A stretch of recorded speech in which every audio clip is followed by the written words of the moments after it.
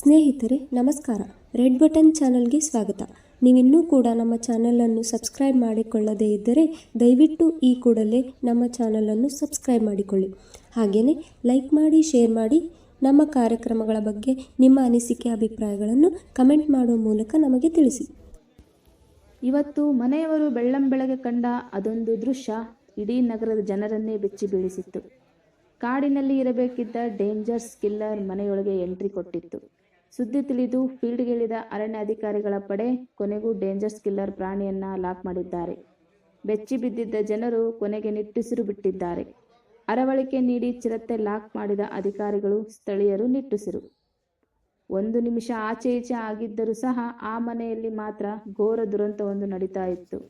ಯಾಕೆಂದರೆ ಆ ಮನೆಯೊಳಗೆ ನಸುಕಿನ ಜಾವದಲ್ಲಿ ಬಂದು ಡೇಂಜರ್ಸ್ ಕಿಲ್ಲರ್ ಚಿರತೆ ಅವಿತು ಕುಳಿತಿತ್ತು.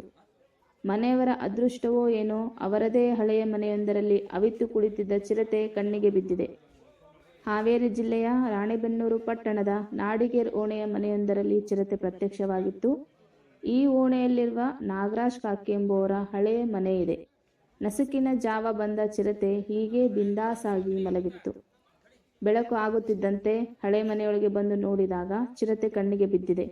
ಕೂಡಲೇ ಸ್ಥಳೀಯ ಪೊಲೀಸ್ ಅಧಿಕಾರಿಗಳಿಗೆ ಮಾಹಿತಿ ನೀಡಿದ್ದು, ಅಲ್ಲಿಂದ ಅರಣ್ಯ ಅಧಿಕಾರಿಗಳಿಗೆ ಮಾಹಿತಿ ನೀಡಿದ್ದಾರೆ. ಕೂಡಲೇ ಸ್ಥಳಕ್ಕೆ ದೌಡಾಯಿಸಿದ ಅರಣ್ಯ ಇಲಾಖೆ ಅಧಿಕಾರಿಗಳು ಚಿರತೆ ಸೆರೆ ಹಿಡಿಯಲು ಕಾರ್ಯಾಚರಣೆ ಶುರು ಮಾಡಿದ್ದಾರೆ. ಅರಣ್ಯ ಇಲಾಖೆ ಅಧಿಕಾರಿಗಳು ಸ್ಥಳಕ್ಕೆ ಬಂದಾಗ ಹಳೆಯ ಮನೆಯಲ್ಲಿದ್ದ ಚಿರತೆ ಪಕ್ಕದ ಮನೆಯೊಂದಕ್ಕೆ ಜಿಗಿದಿದೆ. ಹಳೆಯ ದನದ ಕೊಟ್ಟಿಗೆಯೊಂದರಲ್ಲಿದ್ದ ಚಿರತೆ ಸೇರಿಕೊಂಡಾಗ ಜನವಸತಿ ಪ್ರದೇಶ ಆಗಿರುವುದರಿಂದ ಚಿರತೆ ಬಲೆ ಸೇರಿದಂತೆ ಬ್ಯಾರಿಕೇಡ್ ಹಾಕಿ ಚಿರತೆ ಹೊರಬರದಂತೆ ತಡೆ ಹಿಡಿಯಲಾಗಿತ್ತು.